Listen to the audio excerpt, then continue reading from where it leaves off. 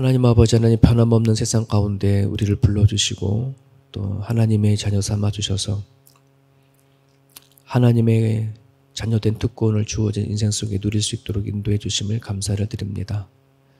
아버지 하나님, 이젠 저희들이 하나님의 자녀로서 인생을 살아낼 수 있는 그 영적인 힘이 우리 가운데 있기를 간절히 바랍니다. 어느 때보다도 악한 영들은 우리 눈에 보이지 않고 더 날뛰고 더 많은 유혹들이 이 시대에 퍼져가고 있습니다. 아버지, 흔들리지 아니하는 믿음을 주시고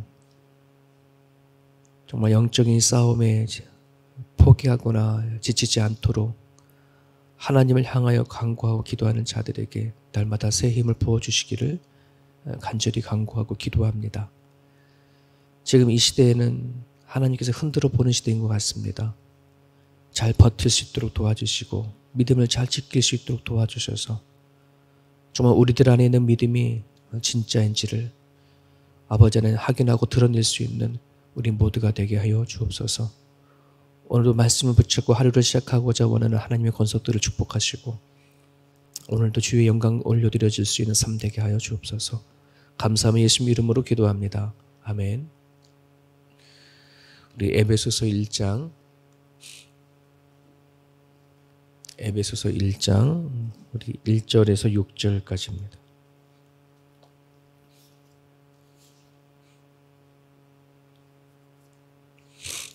에베소서 1장 1절에서 6절. 오늘부터 매일 성경은 이제 에베소서로 들어갑니다. 같이 읽습니다. 하나님의 뜻으로 말미암아 그리스도 예수의 사도된 바울은 에베소에 있는 성도들과 그리스도 예수 안에 있는 신실한 자들에게 편지하노니 하나님 우리 아버지와 주 예수 그리스도로부터 은혜와 평강이 너에게 있을지어다. 찬송하리로다. 하나님 곧 우리 주 예수 그리스도의 아버지께서 그리스도 안에서 하늘에 속한 모든 신령한 복을 우리에게 주시되 곧 창세전에 그리스도 안에서 우리를 택하사 우리로 사랑 안에서 그 앞에 거룩하고 흠이 없게 하시려고 그 기쁘신 뜻대로 우리를 예정하사 예수 그리스도로 말미암아 자기 아들들이 되게 하셨으니 이는 그가 사랑하는 자 안에서 우리에게 거저 주시는 바 그의 은혜의 영광을 찬송해 하게 하라는 것이니라. 아멘. 우리가 알다시피 에베소서는 빌립보서와 골로새서와 함께 이제 옥중 서신이다 이렇게 얘기를 하죠. 로마 감옥에서 기록한 그런 편지입니다. 에베소라고 하는 그 지역은 아시아의 고린도다라고 하는 그런 별명이 있습니다. 그만큼 아시아에서 되게 세속적이고 타락한 항구 도시라고 한다는 뜻입니다. 거대한 아레미 신전이라는 것이 있습니다. 그 우상이 되게 음란적인 그런 우상이거든요. 그러다 보니까 그 에베소 지역의 그 문화적인 것과 사회적인 분위기는 되게 음란하고 되게 자유롭고 또 인간적인 그런 사상이 아주 번성하던 그런 지역입니다. 사도 바울이 에베소 교회를 향해서 편지를 쓰게 된 이유는 몇 가지가 있는데요. 크게 세 가지입니다. 그러니까 유대 신자와 이방인들 신자 사이에 좀 관계를 이걸 회복하기 위한 거. 그러니까 이방인들이 생각할 때에 정말 유대인들이 신자들과 이렇게 정말 배척하지 않고 유대인 신자들을 다 우리도 받아들여야 되나? 이제 그런 입장이고 또 역시 반대로 유대인 신자들은 이방인들과 살았던 삶의 모습이 너무 다르지 않습니까? 생각하는 것이 다르고 생활하는 것이 다르고 문화적 풍습이 다르다 보니까 이게 유대인은 유대인대로 또 이방인들은 이방인대로 서로 이제 같은 신앙생활을 하면서도 눈에 보이지 아니하는 어떤 그런 거리감을 가지고 있는 그때였습니다.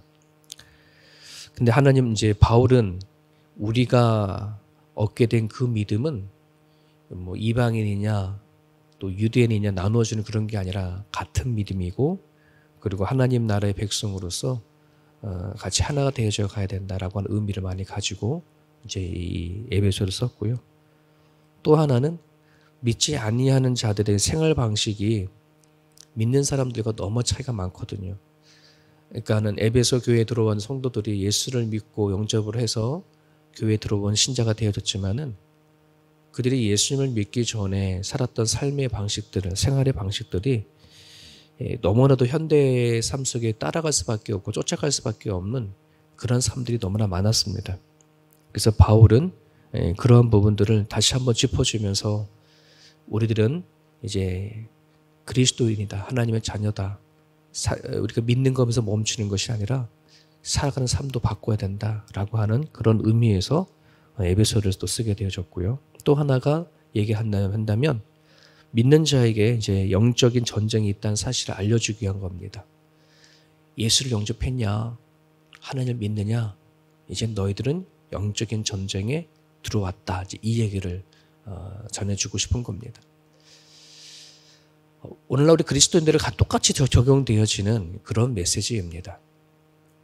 오늘도 이 시대에 살아가다 보면 정말 우리는 하나님을 믿으면서 영적 싸움 속에 들어와 있음에도 불구하고 영적으로 깨어있지 못하면 우리는 하나님을 믿으면서도 불구하고 똑같이 이전과 일어나는 일들 앞에 분별하지 못하고 살아갈 때가 참 많이 있거든요. 그래서 이 에베소서의 특징은 우리가 이 시대에 살고 있는 여러 가지의 문제들을 우리들의 입장에서 설명하기보다는 하나님의 관점에서 이제 우리들의 인생을 또 우리들의 삶을 바라보고 또 하나님의 관점에서 해답을 찾기를 바라는 마음을 가지고 에베소서를 썼다는 것을 우리가 기억을 했으면 좋겠습니다. 1절을 보면 사도 바울은 먼저 에베소 교인들을 향해서 편지를 하면서 이렇게 인사를 합니다. 하나님의 뜻으로 말미암아 그리스도 예수의 사도된 바울은 에베소에 있는 성도들과 그리스도 예수 안에 있는 신실한 자들에게 편지를 하노니. 그러면서 2절에 이렇게 얘기하죠. 하나님 우리 아버지와 주 예수 그리스도로부터 은혜와 평강이 너에게 있을지어다. 에베소서가 옥중서신이라고 말씀을 드렸어요. 그리고 지금 바울은 원대한 꿈을 가지고 로마까지 복음을 전할 기회를 갖고 나가는데 덜컥 로마 감옥에 갇혀 있는 거죠.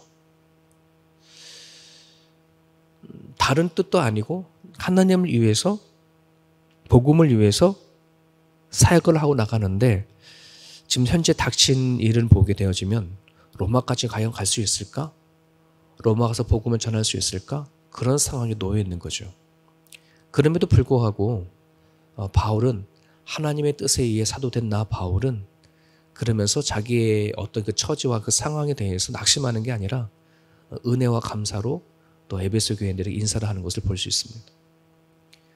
목회하면서 이렇게 사람들을 보게 되면 하나님의 뜻인가 보다 막 이렇게 말을 할 때에 대부분 많은 사람들은 어떤 안 좋은 일이거나 뭔가 포기할 일이 있거나 또 체념할 때에 하나님 뜻인가 보다 뭐 이런 식으로 많이 하나님 뜻을 얘기를 하거든요. 근데 지금 사도 바울은 이 본인의 사도 바울이 되어졌고 또 복음을 전하는 가정 가운데 로마 감옥에 갇혀 있는 것에 대해서 체념하는 것에 대한 하나님의 뜻을 얘기하는 것이 아니고 도리어 그 자리 안에도 여전히 하나님의 뜻이 있고 내가 정말 살아서 로마까지 가서 복음을 전할지 안 할지는 잘 모르겠지만은 나는 지금 상태는 하나님을 통해서 예수 그리스도를 통해서 은혜와 평강이 가득하다. 이 편지를 받는 너희들에게도 이 은혜와 평강이 있기를 바란다. 그런 말이잖아요. 여러분 우리가 하나님의 뜻이라고 하는 것을 분명히 알아야 정말 내 인생을 살아가는 데 있어서 환경이 좋든 좋지 않든 또 내 뜻대로 되지 않든 항상 어떤 상황인 가운데 안에서도 은혜와 평강을 전하고 또 누릴 수 있을 거라고 믿습니다. 오늘이 어떤 일들이 일어날지 모르겠습니다. 좋은 일도 일어날 수도 있겠고 또 그렇지 않은 일이 일어날지도 모르겠지만 하나님의 뜻 안에서 그리스도의 평강과 은혜를 누릴 수 있는 세문교 성도가 되어줬으면 좋겠습니다. 그러면서 로마 감옥에 갇힌 바울은 에베소 교회에게 먼저 무엇을 소개를 하냐 그러면 하나님께 속한 신령한 복을 소개를 하고 있습니다. 어쩌면 구약에서부터 내려왔던 하나님의 그 복을 신약에 와서 바울이 그 복을 아주 더 구체적으로 세밀하게 드러내고 가르치는 것과도 같습니다. 그 신령한 복이 뭐냐? 4절과 5절에 나온 겁니다. 곧 창세전에 그리스도 안에서 우리를 택하사 또 우리로 사랑 안에서 그 앞에 거룩하고 흠이 없게 하시려고 그 기쁘신 뜻에 따라 우리를 예정했다. 세상이 만들어지기 전에 하나님은 기쁘신 뜻에 따라서 우리를 예정하시고 작정했다라고 하는, 우리가 흔히 말하고 있는 예정교리에 대해서 얘기를 하고 있습니다. 여러분, 이 예정교리를 잘 알지 못하게 되어지면 종종 시험 드는 사람들 종종 있어요. 왜 하나님 모든 사람들에게 골고루 기회를 주지 않냐? 또 누구는 선택하고 누구는 택하지 않았냐? 막 이런 식으로 하나님을 몰아붙이는 경우들이 종종 많은데요. 여러분, 그건 하나님을 몰라서, 이 메시지가 뭔지 몰라서 그래요. 여러분, 누가 선택되어졌고 누가 선택되지 않은 것은 정말 그 사람이 예수님을 믿지 아니하고서는 결코 알 수 없는 거예요. 여러분, 성경이라고 한다는 것은 하나님을 믿지 아니하는 사람이 아니라 하나님을 믿는 사람들에게 어쩌면 주어진 메시지일 거예요. 왜? 하나님을 믿지 아니하는 사람 성경을 열어보지도 않잖아요. 근데 우리는 하나님을 믿으면서 성경을 열어본단 말입니다. 나는 그 성경 열기 전까지만 하더라도 내가 하나님을 믿는 것 같고 내가 하나님을 선택한 것처럼 그렇게 왔지만은 열어보니 뭐라는 거예요? 하나님이 택한 거였다. 너는 운명적으로 여기까지 온 게 아니라 너는 너가 그렇게 되어진 게 아니라 하나님이 선택되어진 것이, 하나님이 예정되어진 것이 철저히 계획된 섭리 가운데 너가 이 자리에 왔어 하는 걸 깨닫게 되어진다는 거예요. 우리가 성경이 메시지가 아니면은 우리는 아마 내가 하나님을 믿고 싶어서 믿었거나 내 의지로 내 결단을 가지고 하나님께 찾아 나왔다라고 생각을 하게 될 겁니다. 아직도 교회를 다니면서 하나님을 믿으면서도 여전히 내가 하나님을 믿어라고 하는 그런 생각을 가지고 신앙생활을 한다 그러면 아직 하나님 말씀을 통해서 하나님을 만나지 못한 거예요. 성경을 통해서 하나님 만난 사람들의 가장 특징은 하나님께서 나한테 택한 것이었구나, 작정하신 거구나, 이거를 깨닫게 하는 것입니다. 그래서 성경은 마치 비밀스러운 거라 얘기를 하잖아요. 신비로운 거다. 하나님께서 성경에 감추어 놓은 비밀을 우리는 성경을 열어서 보는 순간 내가 이 땅에 왜 태어났는지, 왜 사는지, 죽어서 어디로 가는지, 하나님의 섭리 가운데 내가 여기까지 오게 된 거구나 깨닫는 거, 그거를 우리는 은혜라 이렇게 얘기를 하지 않습니까? 이것을 신령한 복이라 얘기를 하고 있는 겁니다. 이거를 깨달지 못한 상태에 그저 하나님만 만나기도 전에 내가 선택을 받는지 받지도 않았는지도 알지 못한 상태에 그저 하나님이 뭐야 이거, 누구는 선택하고 누구는 택하지 않아, 이러한 인간적인 생각을 가지고 성경을 바라본다고 한다 그러면 참 그것만큼 안타까운 부분들이 없죠. 그건 어쩌면은 사단이 끝까지 유혹하고 넘어뜨리려고 하는 사단의 움직임이 우리 가운데 있기 때문에 그렇습니다. 또 하나의 신령한 복을 얘기를 하는데, 하나님의 그렇게 작정과 하나님의 섭리 가운데 그리스도 안에서 하나님의 자녀가 되게 하셨다는 거, 이게 가장 큰 복입니다. 여러분, 당시 에베소서에는 로마 제국 아래 살던 그 때였거든요. 이 시대에 가장 놀라운 복이 있다면, 이 시대의 인생을 역전시키는 것이 있다 그러면 바로 왕족이나 귀족의 아들들이 되는 거예요. 즉 입양이 되어져서 그들의 자녀가 되는 거였거든요.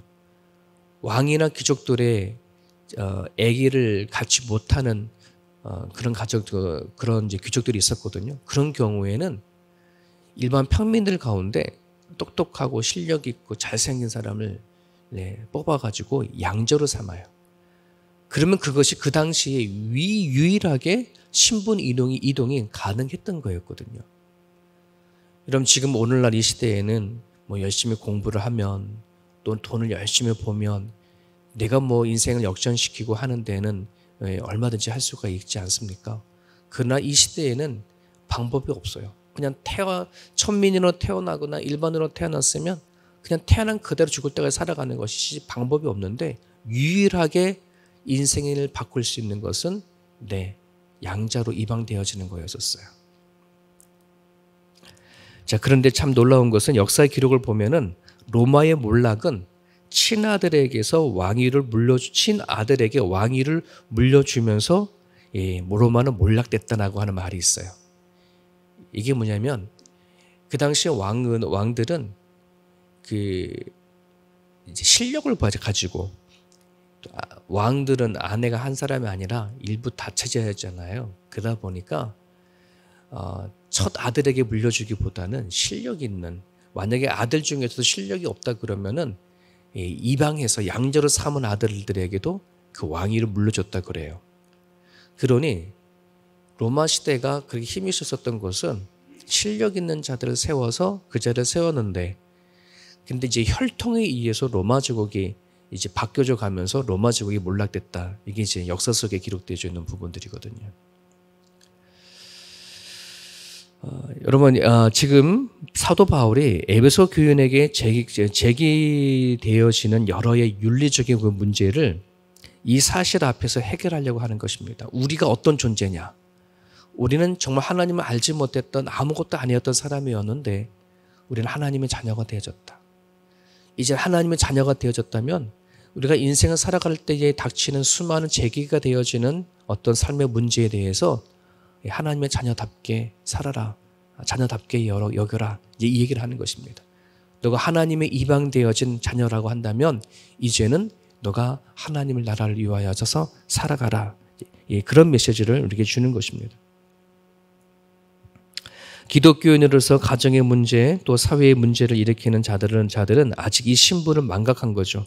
내가 어떠한 존재인지, 존귀함을 잃어버릴 경우에 내가 그리스도 안에서 하나님의 자녀가 되어졌다라고 하는 이 신분을 잃어버리고 깨닫지 못하게 되어지면은 우리는 그냥 세상 사람들 살아가는처럼 그런 기준과 그런 수준에서 우리는 살아갈 수밖에 없습니다. 고로 우리가 하나님을 믿고 예수를 믿는다고 한다는 것 안에서는 내가 하나님 앞에 얼마나 존귀한 건가라고 하는 이 영적인 자존감을 회복한다는 거 되게 중요한 부분들입니다. 자, 그러면서 오늘날 우리를 선택하시고 또 우리를 하나님의 자녀 삼아주신 이 신령한 복을 가진 사람들에게는 분명한 목적이 있고 분명한 이유가 있다. 이게 이제 6절에서 얘기하는 거죠. 6절에 뭡니까? 하나님의 은혜의 영광을 찬송하게 하려 하는 것이다 라고 하는 메시지. 이게 6절에도 기록되어져 있고요. 뒷부분 보면서 계속 반복해서 주는 메시지입니다. 우리로 하여금 하나님의 은혜의 영광을 드러내는 거. 아까 은혜가 뭐라 그랬어요? 깨달아지는 거. 정말 난 그런 자격이 없는데 택해 놓으신 거, 작정해 주셔서 예수 그리스도의 자녀가 되게 해주신 이 은혜를 드러내면서 살아가는 거. 이게 우리가 살아가는 삶의 분명한 목적이고 이유가 되어진다는 것입니다. 나는 왜 태어났고 왜 살아가는가? 도대체 내가 앞으로 무엇을 위해 살아가는가라고 하는 고민하는 수많은 사람들이 있다면 이 말씀을 통해서 우리가 살아가야 할 목적과 또 그 이유를 깨닫고 나갈 수 있기를 간절히 바랍니다.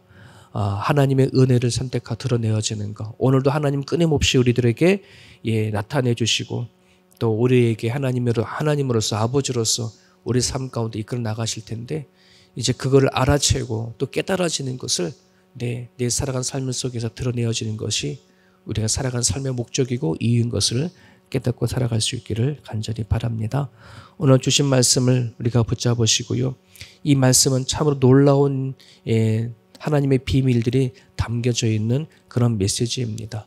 이 메시지를 통해져서 오늘 우리가 어떻게 살아가야 되어지는지, 그리고 하나님의 자녀로서 오늘도 어떤 모습으로 또 기도하고 나아가야 하는 것인지를 말씀 속에 깨닫고 살아갈 수 있는 그런 시간 됐으면 좋겠습니다. 오늘 주신 말씀 붙잡고 자유롭게 기도할 수 있길 바랍니다.